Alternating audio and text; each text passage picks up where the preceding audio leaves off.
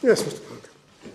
My Lords, on section 32, we would submit that the only point of principle that my learned friend has raised on the appeal is on the interpretation of section 32, subsection 2, with respect to whether or not the word it in the words which it is unlikely to be discovered for some time is a reference simply to the act which constituted the breach, or to the relevant facts that make that act a breach. And our submission, section 32.2, got to be read in the context, obviously, of section 32.1b, which is concerned with the circumstances in which any fact relevant to the plaintiff's right of action has been deliberately concealed from him by the defendant, thus emphasising that it is knowledge of the relevant facts which is here pertinent. Because obviously we are dealing with limitation periods in circumstances where a claimant can't bring an action unless they know of the relevant facts. And therefore, when one goes on to consider section 32, subsection 2, the it in that subsection is a reference to the breach of duty. One has to know it's a reference to whether or not the relevant facts are unlikely to be discovered for some time, not simply whether or not the act of itself.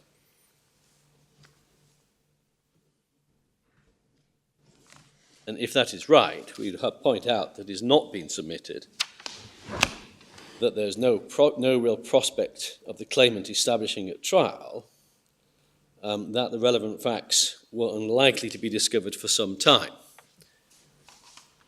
And we say that it's inevitable that any submission would have failed in circumstances where solicitors and accountants were involved, which we say is very much a fact in our favour.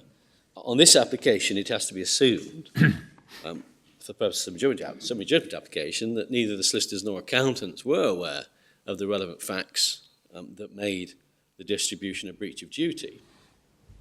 And as they were unable to discover those facts, prima facie it's a situation where the relevant facts were unlikely to be discovered for some time. My final submission is simply to address the notion that we find in paragraph 40 of my learned friend's written case, where he says that section 32, subsection 2, only applies if the defendant believes that the breach is unlikely to be discovered for some time. And we simply say that that's a requirement that one simply doesn't find in the subsection. Thank you very much. Mr. Smith? And Mr. Tippett.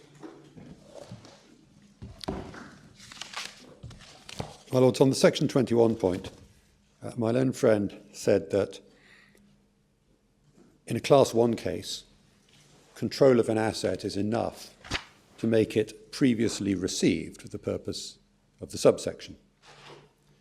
In answer to that, we say this. Firstly, Lord Justice Chadwick was correct at paragraph 29 of L.L. Harrison to recognise the difference between the company's possession and the director's possession. And just for my Lord's notes, again, it's electronic bundle 572.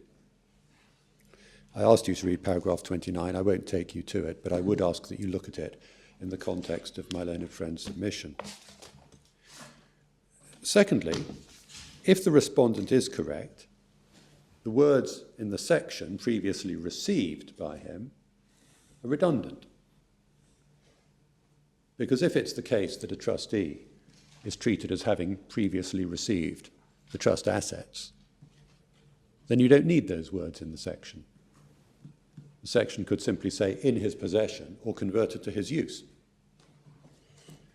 So the words previously received by the trustee must mean something more than being trust property. Now, the words are an alternative in the section to continuing possession. The natural meaning of the words is that if you don't continue to possess the asset, you don't have actual possession of it, you lost possession of it, then you can still be proceeded against without limitation if you previously had it, but you converted it to your use. And that's exactly the distinction, again, that Lord Justice Chadwick drew in J.J. Harrison.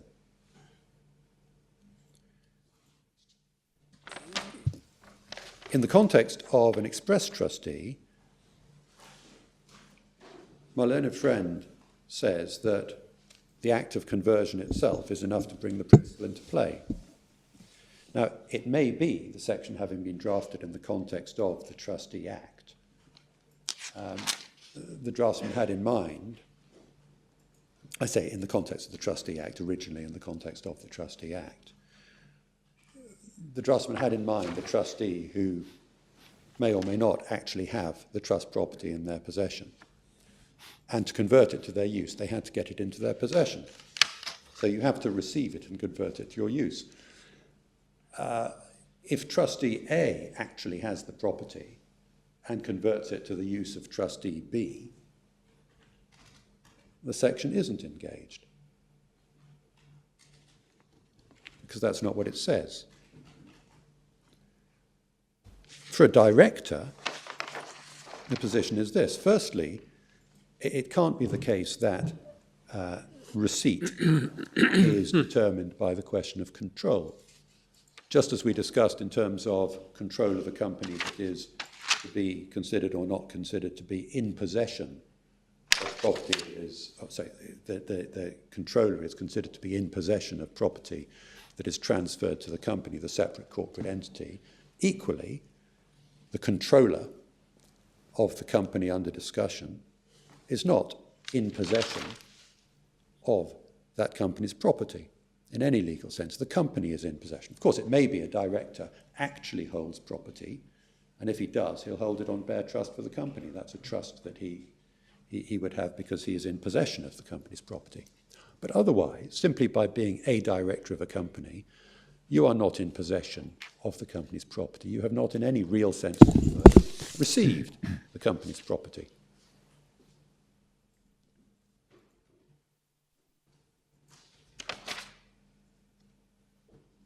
So if the director of the company,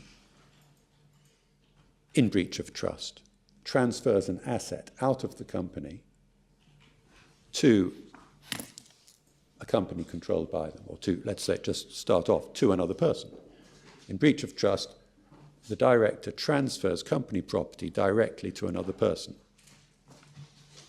The director, we would say, has not transferred the property to their use. They've transferred it to that other person's use. If they receive it directly, they've received it. They're in possession of the property, and they can be sued without limitation for so long as they're in possession. If, having received it by possession, they convert it, they can be sued without limitation in the context of that conversion. But if they don't receive the property, if it's transferred out to a third party, then just as it's not in their possession by virtue of transfer to that third party, it can't be said to have been transferred to their use. It's been transferred to the third party's use.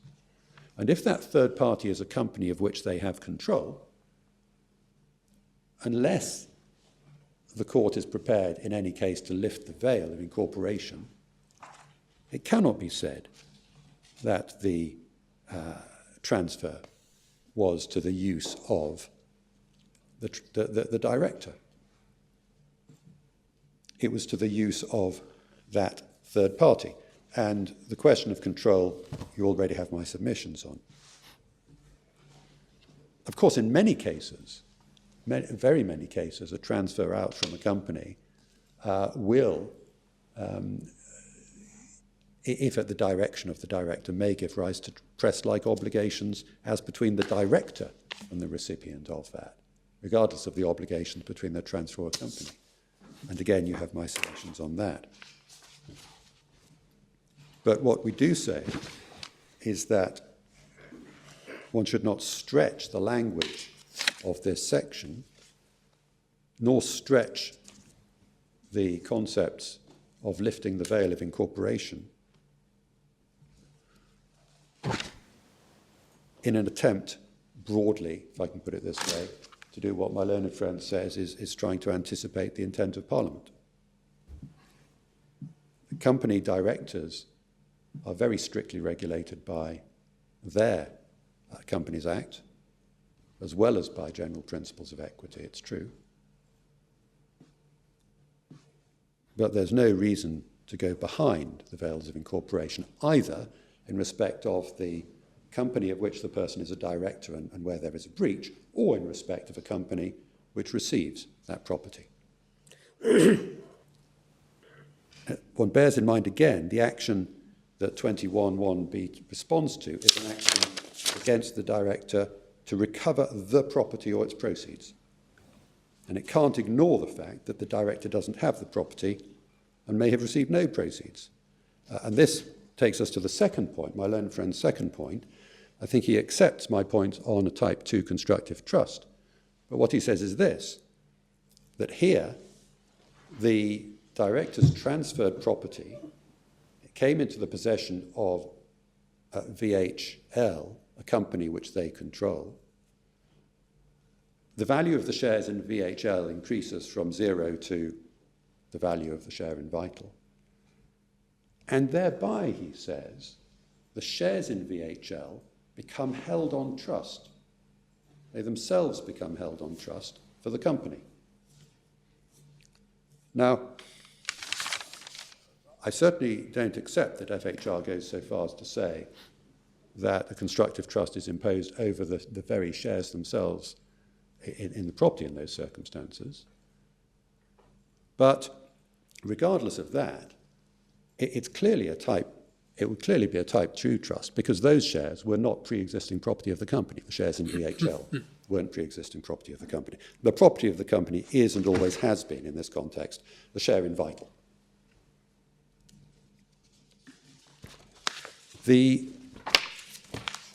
My learned friend's submissions on section 32(2)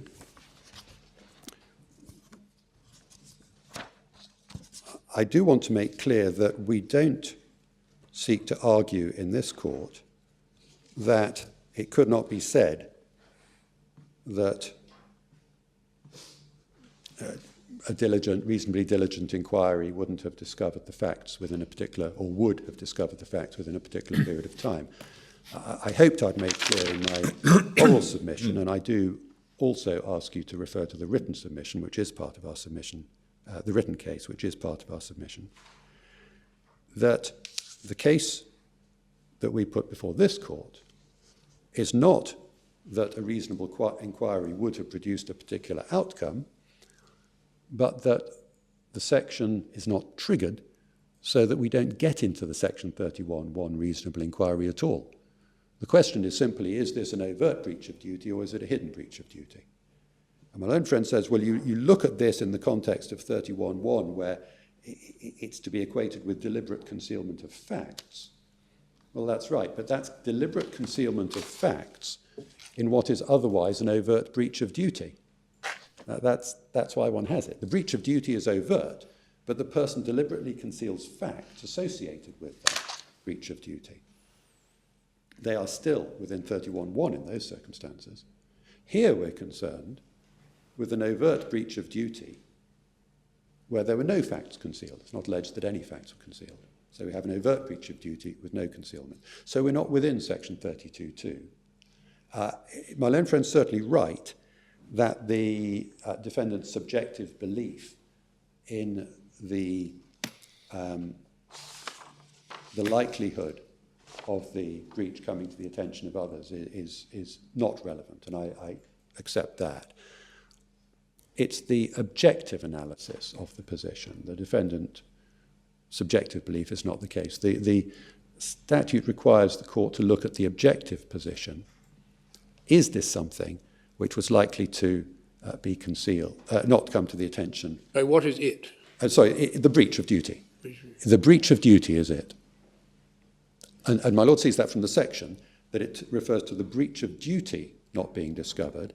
And if that's the case, then there's deemed concealment of the relevant facts. So it's equivalent to a breach of duty that may be overt, but where facts have been deliberately concealed.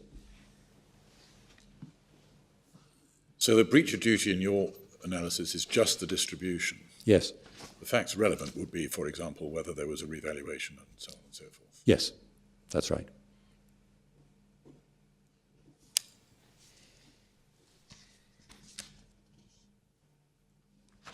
So, my lords, unless I can assist you further, those are our submissions. Thank you very much. I'm grateful to council for their own submissions and also to those involved in the preparation of the printed case. We reserve our judgment and it will be delivered in due course. Court is now adjourned.